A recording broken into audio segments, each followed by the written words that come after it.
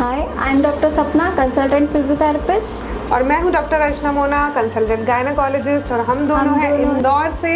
और हम दोनों आज आने वाले हैं फीमेल हेल्थ को लेके। हमारी होने वाली है आज तू मैं।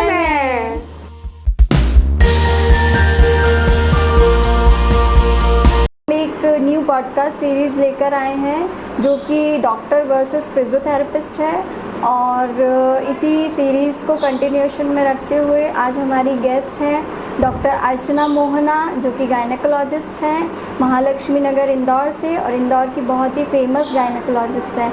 Welcome doctor Mohana.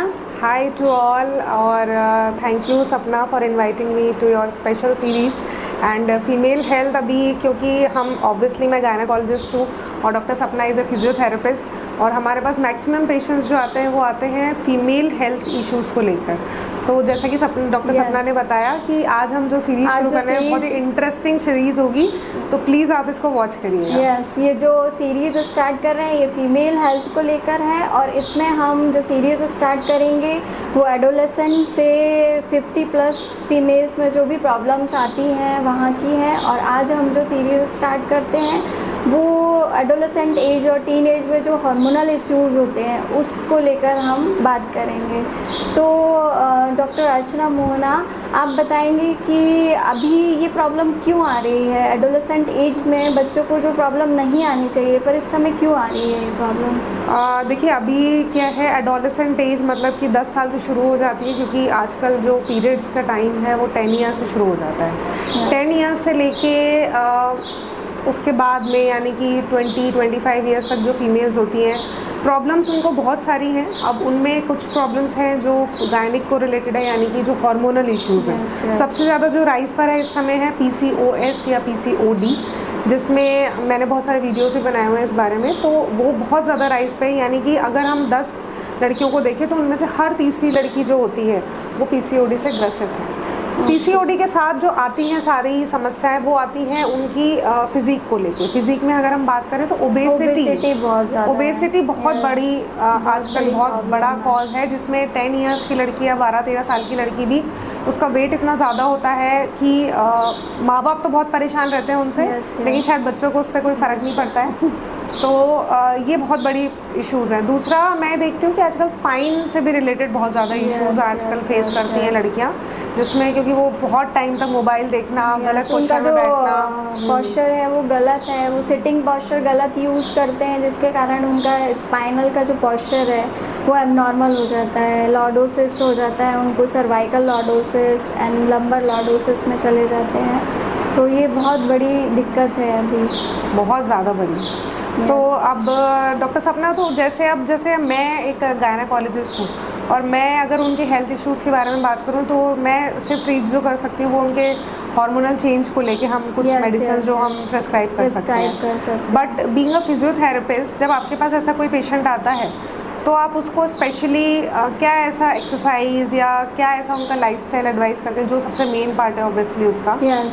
PCOD lifestyle changes से बहुत अच्छे रिजल्ट्स हैं इसमें हमारे पास भी। जैसे गायनेकोलॉजिस्ट अपना जो पार्ट है वो आप कंप्लीट करके हमारे पास ही भेजते हैं उन्हें योगा के लिए। तो जो योगा पोस्चर्स हैं हम उनको वो सजेस्ट करते हैं, सिखाते हैं, प्लस उनकी लाइफस्टाइल में उनको क्या चेंजेस करने हैं कि आपको जो ईटिंग हैबिट्स हैं वो चेंज करनी है, प्लस आपकी जो सिटिंग है वो आप कैसे बैठेंगे, आपके पोस्चर को कैसे सही रखेंगे।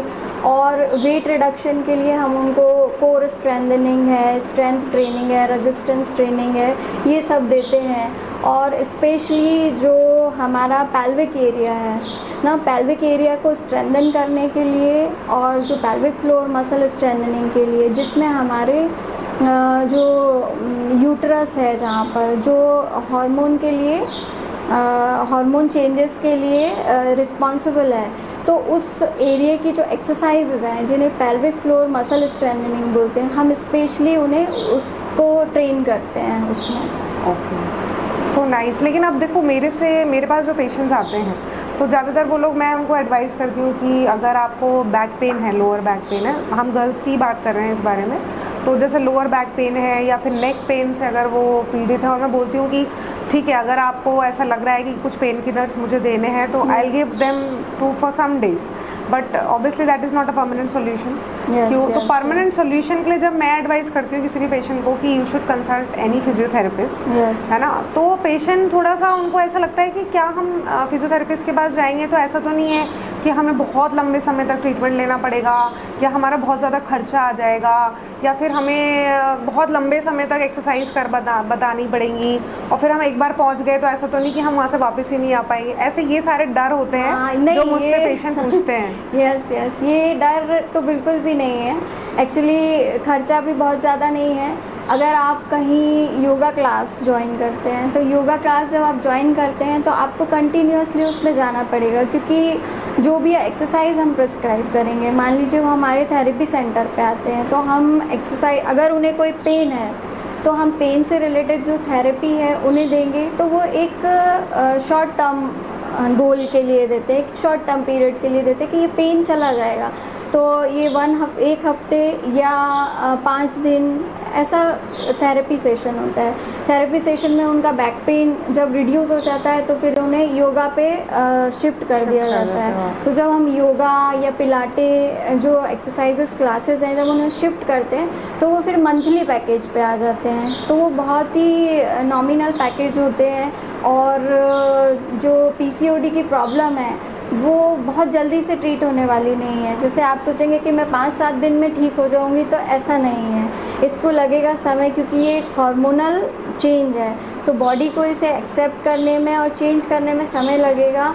तो जो बॉडी की साइकिल चेंज होगी, कम से कम आपको 3 मंथ तक कंटिन्यू एक्सरसाइज करनी होगी, तब जाके आपको उसके अच्छे रिजल्ट्स मिलेंगे। और पूरा जो साइकिल चेंज होने में 1 साल का समय लगेगा। तो एक्सरसाइज तो जैसे हम सुबह उठ के ब्रेकफास्ट करते हैं, खाना खाते हैं, तो एक्सरसाइज हमारा वही पार्ट है लाइफ का। तो उसे हमें यही नहीं समझना चाहिए कि हम वहाँ से वापस ही नहीं आ पाएंगे, कि हमें एक्सरसाइज तो हेल्दी रहने के लिए करनी ही है आपको। हाँ, तो ये सबसे इम्पोर्टेंट बात है कि आपको अपना जो शेड्यूल है उसमें जो आपकी एक्सरसाइज है या आपकी जो डाइट लेनी चाहिए जिसकी तरह की, तो वो ऐसा नहीं है कि वो आपको कुछ दिनों के लिए करना है, वो आपको अपने लाइफ में, मतलब आपके जो टाइम टेबल है उसमें हमेशा के लिए उसको इम्बाइब करना है। तभी आपका जो वेट है वो कंट्रोल रह पाएगा, वेट भी कंट्रोल रह पाएगा, आपके जो हार्मोन है वो भी बैलेंस रह पाएंगे, और आगे की लाइफ के लिए भी आप तैयार हो पाएंगे। ये तो है। अच्छा, जैसे मैं ये देखती हूँ कि आजकल PCOD जो इतना ज़्यादा बढ़ रहा है, वो मेनली जो मेरा मानना है इसमें कि वो जंक फूड खाना प्लस इरेगुलर देयर लाइफस्टाइल, मतलब कि वो रात को 2 या 3 बजे सोते हैं बच्चे, उसके बाद में वो सुबह 11 बजे 10 बजे भी उठ जाते हैं और सुबह उनको उठाने का, मतलब वो एक किसी भी मदर को उनको स्ट्रेस रहता है कि उसके बच्चे को उठा के उसको स्कूल भेजना है, कॉलेज भेजना है। तो ये बहुत बड़ा स्ट्रेस है एक उसके मम्मी पापा के लिए। ये जो स्लीप साइकिल होती है आपकी, ये भी बहुत इंपॉर्टेंट होती है आपके हार्मोन्स को बैलेंस करने के लिए। अगर आपकी इम्प्रॉपर स्लीप साइकिल है जिसमें आप देर तक सो रहे हैं और सुबह देर तक उठ रहे हैं, तो ये भी आपके जो हार्मोन्स होते हैं जिसकी वजह से पीरियड्स आते हैं वो उसको डिस्टर्ब करता है।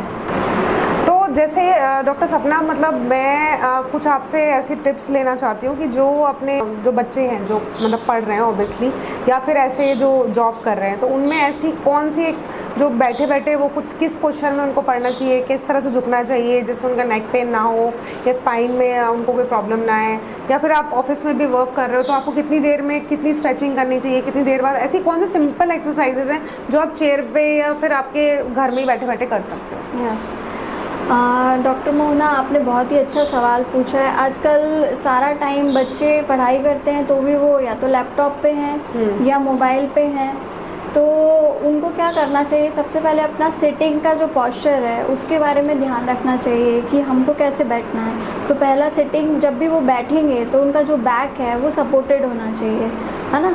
जैसे बैक है वो सपोर्टेड है, अगर उसमें चेयर से कोई गैप बन भी रहा है तो पीछे आप पिलो भी रख सकते हैं, पर बैक सपोर्टेड रहेगा। बैक सपोर्टेड रहेगा तो आपकी बैक मसल्स रिलैक्स है, और आपका जो फुट है वो फुट भी रेस्ट होना चाहिए। तो फुट, अगर आपकी चेयर ऊंची है तो कोई फुट रेस्ट हो, नहीं तो आप इतनी हाइट पे बैठे कि आपके पैर रेस्ट होने चाहिए, हैंग नहीं होने चाहिए। अगर वो हैंग रहेंगे तो फिर आपकी बैक पे उसका इम्पैक्ट आएगा। फिर हमारे जो शोल्डर हैं, शोल्डर बिल्कुल इरेक्ट होने चाहिए, है ना। शोल्डर इरेक्ट होंगे और नेक स्ट्रेट होगी, तो जो हमारा सामने मान लीजिए कोई मोबाइल या लैपटॉप है तो उसमें कम से कम 10 to 15 डिग्री का ही अंतर होना चाहिए। अगर इससे ज़्यादा है अंतर तो आपकी नेक झुक जाएगी और आपको पता ही नहीं चलेगा, कंटिन्यूसली आपकी जो नेक है वो फॉरवर्ड बैंड हो रही है। जब वो फॉरवर्ड बैंड होगी तो आपकी नेक मसल्स में पेन स्टार्ट हो जाएगा और आपका पोस्चर खराब हो जाएगा। तो आपको छोटी छोटी एक्सरसाइज है जो मैं बता रही हूँ, जैसे चिन टक, है ना, आपके नेक के पोस्चर को अच्छा करेगी। चिन टक करना है इस तरह से, इसको होल्ड करना है 5 सेकंड तक and relax. Chin talking exercise आपकी नेक को पोस्चर को बहुत अच्छा करेक्ट करती है। फिर है हमारी ट्रेपेजियस को स्ट्रेच करना है, इस तरह से सिंपल एक्सरसाइजेज हैं। पर आप ध्यान रखेंगे कि ये एक्सरसाइज आप अगर कंटिन्यूसली वर्क कर रहे हैं या पढ़ाई कर रहे हैं तो हर 1 घंटे में इनको रिपीट कर लें। और रोटेशंस है ये, और नेक एक्सटेंशन है। ये एक्सरसाइज आप अगर करते हैं तो आपकी नेक में जो मसल्स है वो बहुत छोटी छोटी स्मॉल मसल्स हैं, तो आप जब उनको कंटिन्यूसली एक पोस्चर में रखेंगे वो थक जाएंगी। तो आप बीच में जब उनको हर 1 घंटे में स्ट्रेच कर लेंगे तो उनमें फिर से एनर्जी आ जाएगी और वो थकेंगी नहीं और वो फिर रिलैक्स हो जाएंगी और आपका पोस्चर भी अच्छा रहेगा।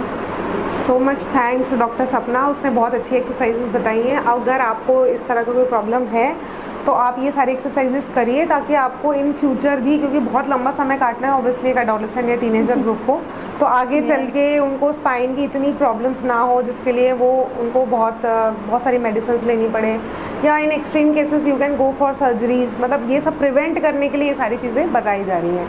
तो आई थिंक पीसीओडी के पेशेंट्स को अगर ये सब करते हैं अच्छी प्रॉपर डाइट के साथ, प्रॉपर लाइफस्टाइल के साथ और with some exercises in their schedule, तो फिर पीसीओडी को जीतना बहुत जल्दी, मतलब 70% केस में PCOD is reversible by these means only without any medicines.